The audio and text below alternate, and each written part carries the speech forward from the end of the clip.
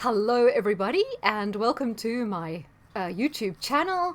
Because the Tory party having a leadership contest, I thought we might want to look at one of the contenders, Penny Mordaunt. Now, she wasn't initially expected to be so popular, but she's kind of shot in there. So we've got Liz Truss, Penny Mordaunt, and Rishi Sunak, who are basically the main contenders vying for the position, and I think there'll be some more eliminations tonight. So I just wanted to look at Penny's chart and also do a little bit of a discussion in general. Now, for me, I'm over with this whole thing. I believe they're all puppets of the World Economic Forum, and they're all singing from the same hymn sheet as Trudeau, Ahern, and the worst of them. So therefore, it's not very exciting for me, but it's a case of what of the kind of the worst policies are we going to get from each of these, and who's likely to be the leader. And that's why I wanted to look at Penny's chart. But I thought we just might start with a few things. Quite a while ago, before Boris had even gone, because I did this prediction at the beginning of the year that Boris would be gone in the spring. I said spring with summer, and I said it would probably be Liz Truss at the time, because I'd looked at Sunak's chart and it didn't really look that likely. So I said Liz Truss will probably be the next leader, and I'm sticking with that prediction, even though we're going to look at Penny's chart today. But here's this weird thing going on. Jacob Rees-Mogg, who people used to call the Mogg father, and he was like this really key Brexiteer, and he comes across as very old school conservative. I mean, George Galloway says it's almost like he was born in like the 1850s because he's such a throwback.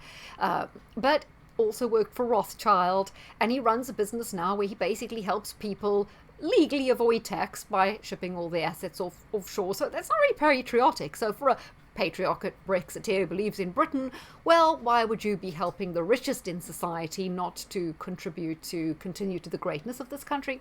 I don't know. Like I say, began his career in Rothschild after studying, I think it was history at one of the Oxbridge. So he's another one of these Oxbridge types. But here's the odd thing.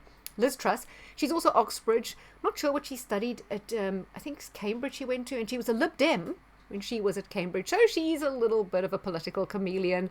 She's an opportunist. She looks to see where the wind's blowing and says, I'm going to pick that side, Is Liverpool having a good season? Hey, I'm a Liverpool supporter. Whatever. So I'm not saying she's into football. I really don't know. Probably not. So Liz Truss was an arch Remainer during the Brexit debate. In fact, she was totally in the camp with John Major and Michael Heseltine. Ugh. Those two, you couldn't get more Remain than them. I think they were even worse than Tony Blair. When she was asked about the single market during the Brexit debate, she was all for it, and it turned out she knew nothing about how it worked. So she's not very well schooled. And recently, in her role as Foreign Secretary, she's been very aggressive in her stance against Russia. She said there will be no resolution to this conflict until Ukraine wins. I'm paraphrasing there. She's not leaving the door open for a diplomatic solution, particularly regarding the Donbass. She wants it back to the status quo it was, the Victoria Nuland favoured Ukraine, or nothing. I'm not sure she's got a grasp of the situation. In her conversation with Lavrov, who's the foreign minister there in Russia, a much more heavy hitter, obviously, than dear old Liz Truss, who's a lightweight, she didn't know the difference between the Baltic Sea and the Black Sea. Like, there's a big difference, okay? And if you're dealing with this all day, you should know.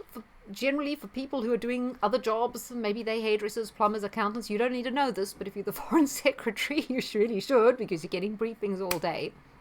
And apparently she didn't even know where the actual border was and what particular regions generally were part of Russia pre this conflict anyway. So a lightweight. But, for example, why is Jacob Rees-Mogg, Stephen, oh God, I've forgotten his name now, Marc Francois of the European Research Group, who are very, very pro-Brexit, why are they backing Liz Truss, an arch Remainer? Do you see this whole Brexit thing was a bit of a psyop? Because why would these really heavy-hitting Brexiteers, some of the best Brexiteers out there, Marc Francois and Jacob Rees-Mogg, why would they be supporting Liz Truss when she was one of the biggest Remainiacs out there? Okay, leopards don't change their spots, right? That's why all these candidates are really going to edge us back towards Europe if we indeed ever got away, which we didn't. Something else I wanted to say about Liz Truss there. I definitely think she's a weak leader. She's inarticulate. She's incompetent. She's totally reading from a script. She's definitely a lightweight, a political dwarf. I don't feel that she's at all. I think did Galloway call her a Poundland Margaret Thatcher? She's no Margaret Thatcher, although I think that's how she's trying to big up herself. She really doesn't have the caliber. None of them do. It's no insult to her. None of these people have any caliber. But yes, so it's really odd that those Brexiteers are now supporting her. And I wonder, what Brexit has actually done is it's destroyed all the patriotic parties. So before Brexit, we had a massive growth in parties like UKIP, for example, who were really, really challenging.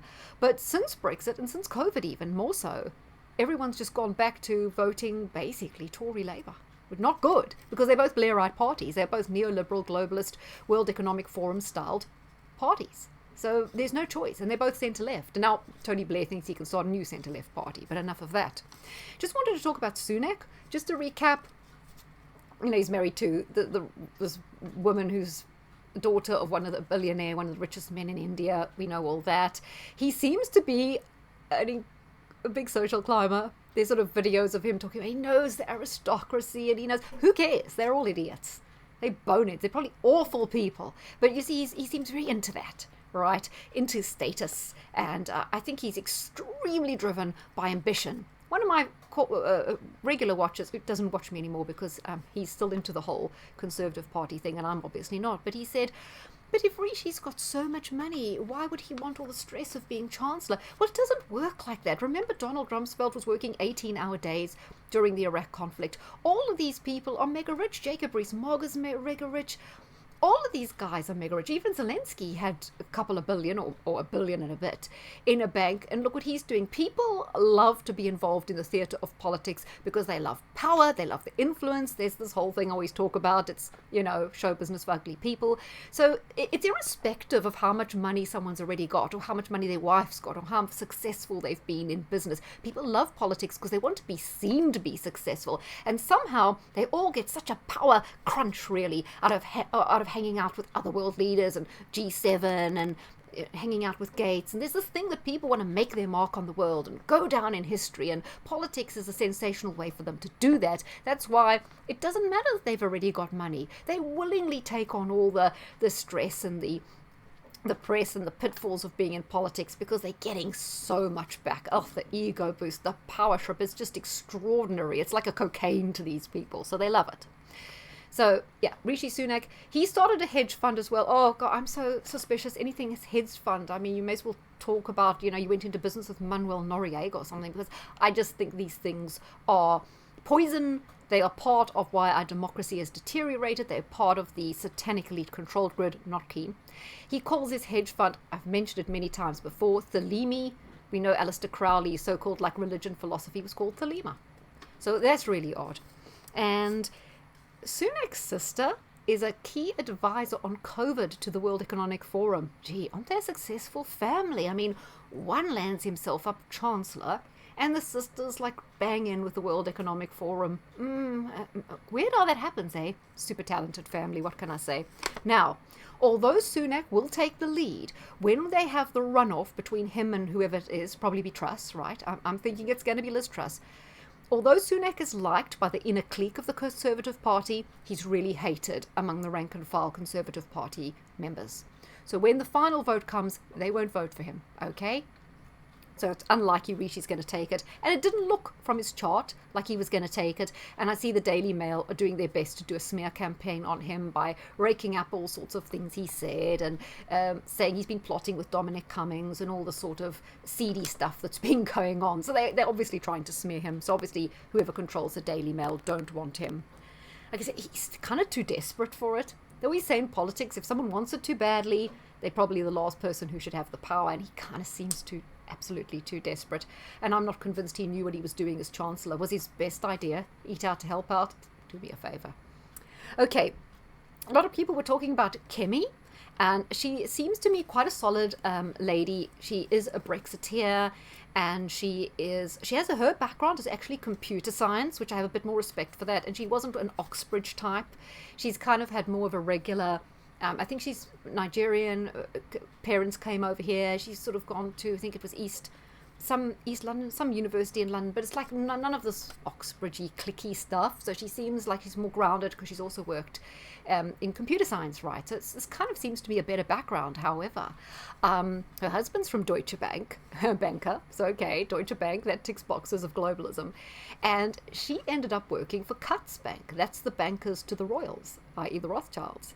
So if you work for Cutts, you're going to get noticed by the elites, and they could prime you or sort of gear you up and steer you towards politics. So the fact that she worked for Cutts is a little bit of a alarm bell ringing for me, that that's kind of a special position.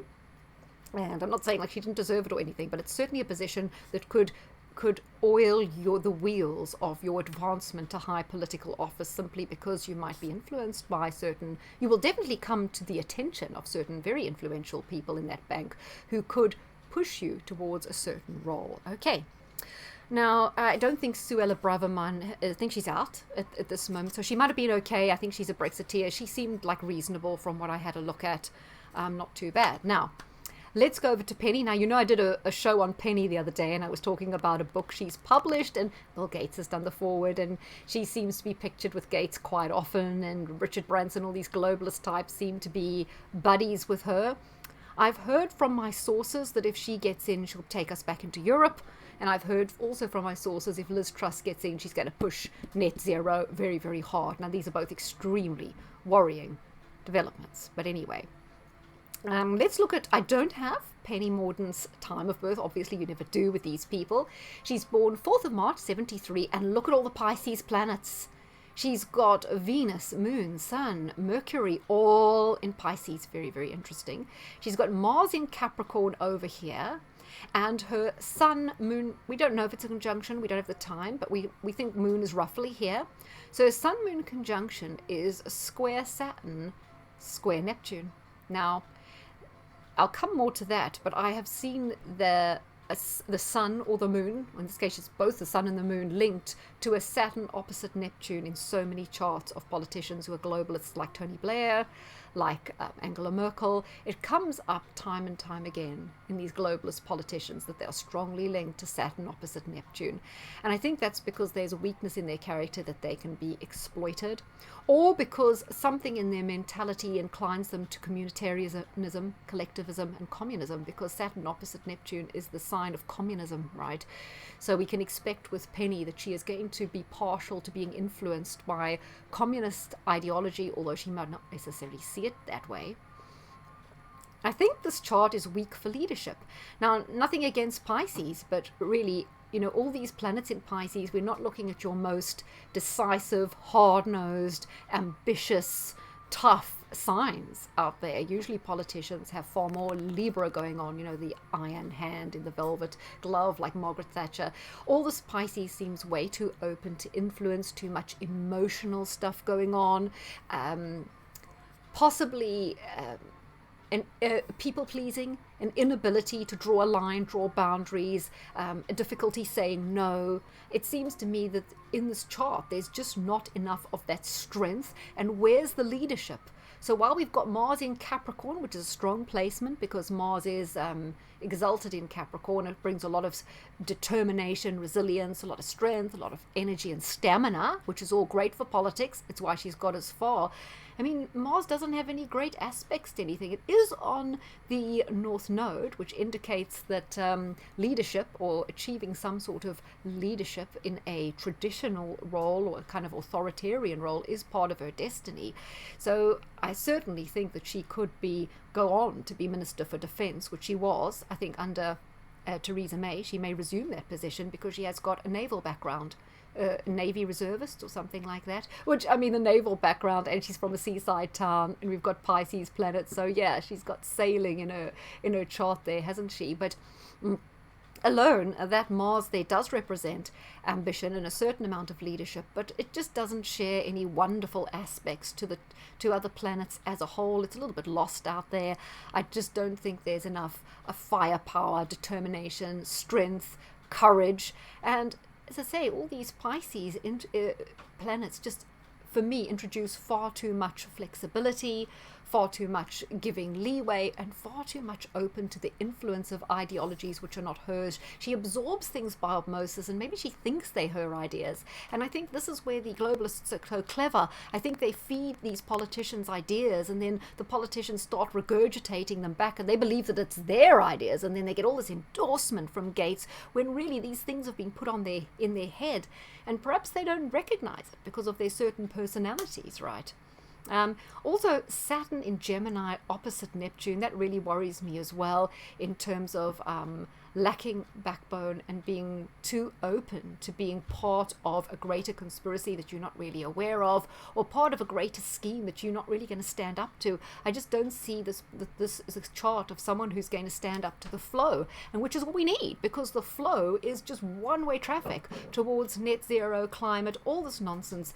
And it's going to take a very special type of person with a lot of grit, who doesn't care what other people think, who's got a lot of self-awareness, who is sure of themselves, doesn't care about criticism, and has a lot of bravery. And this is not reflected in this chart. Sun Moon shows a more compassionate sort of person, and also with Neptune, she's going to be kind of inclined to these sort of socialist ideas because she's quite compassionate, so they can easily play on her sympathies. Oh, why don't we do this? It's good for people, you know what I mean? There's a lot of emotional tenderness there, which I feel can be played on. Now, I don't think she's at all a bad person or anything like that. She's probably a very nice person, but we actually need a tough guy at the moment.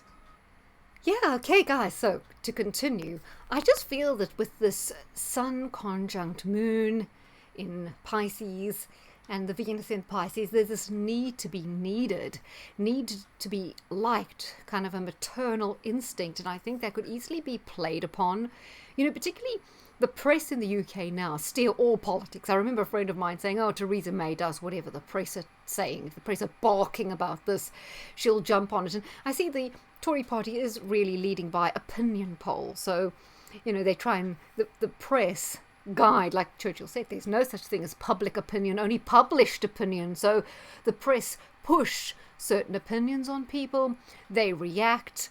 A problem, reaction, solution, isn't it? If you can get people really upset about something like this heat wave at the moment, what are people calling for? The government must intervene. The government must call an emergency. The government must close schools. The government. It's all the government must do something. Yeah, sure, it's hot. People suffer in various degrees. Some people love it, some people hate it. But isn't it our personal responsibility to try and organize our lives to get over it? It's not for the government to start closing things and regulating, but this is now how the Tory party work. The press create a crisis, the public call for solution, opinion polls are done by people like YouGov, Nadim Zawahiri's company, and out of that emerges policy.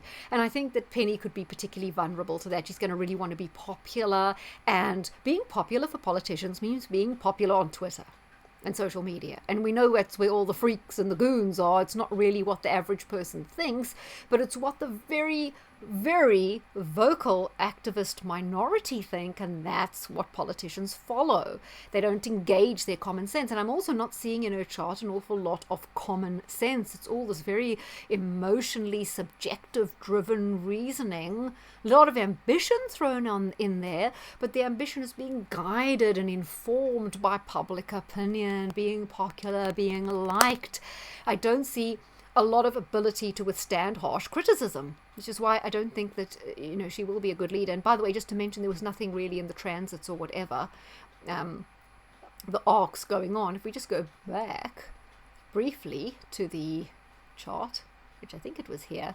Yeah, so look, I mean, Neptune is basically going to be conjuncting her Mercury as Neptune goes through Pisces, but that's not happening quite yet because of Neptune's still a few degrees from it, although it will be influencing it.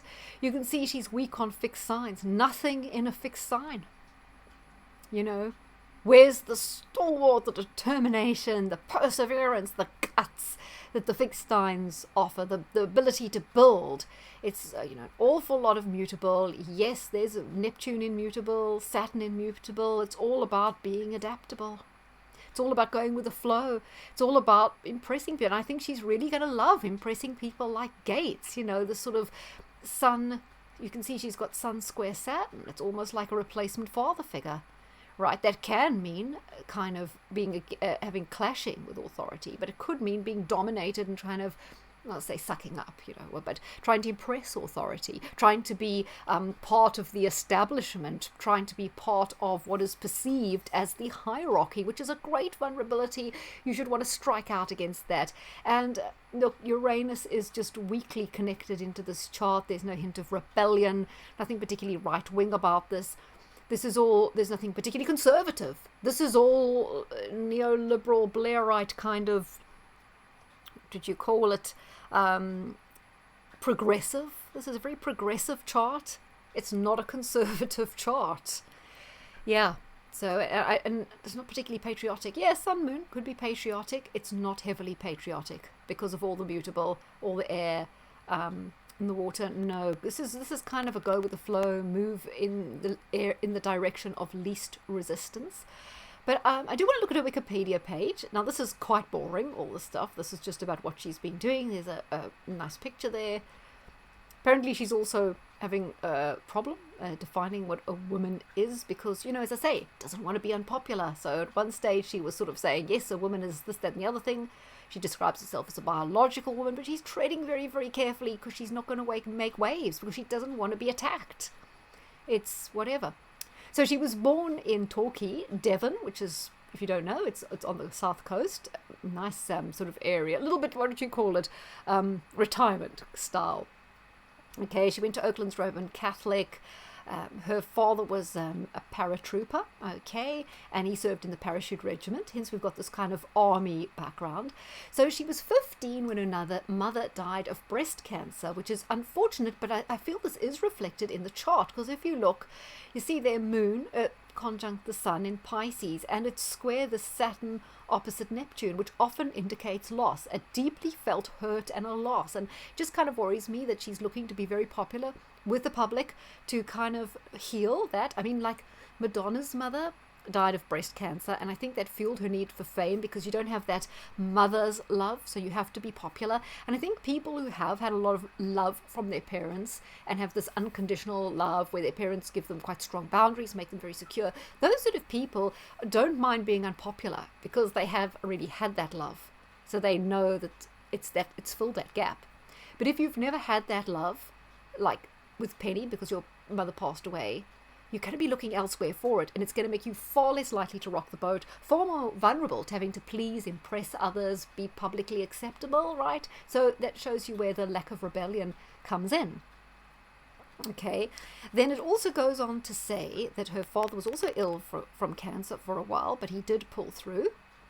And just mentioned there, she's distantly, Dame Angela Lansbury is her grandmother's cousin. Is that the Angela Lansbury from Murder, She Wrote? We could check, but I don't know if that's really relevant. And she's distantly related to former Labour leader George Lansbury. She's related to some other people as well, so a little bit of a pedigree going on. I found this quite interesting. Okay, sadly, after her mother passed away, she had a twin brother who went off to boarding school, and she had a younger brother who she had to become the caregiver for. Now you can see now why she has Sun conjunct Moon in Pisces, because square Neptune, because earlier in life there's this loss, and she has to assume the caregiver role, which is self-sacrificial, because Neptune, it's self-sacrifice. So she's sacrificing her own needs, emotional nourishment, her own security to give nurturing to the brother. So you can see how strong the family values are and the family bond and this motherly instinct, etc. That's working very, very strongly. Okay, so she was actually her younger brother Edward's primary caregiver. That's an awful lot to take on at the age of 15, when most people just want to, like, I don't know, in those days, listen to Kylie Minogue, crimp our hair, do fun stuff. So I admire her for that, and as I say, you can see that strongly reflected in the nurturing side of her nature. So she had to pay, her father was diagnosed with cancer the following year. I mean, imagine you just lost your mom to cancer, now your father's diagnosed with cancer. That's heavy.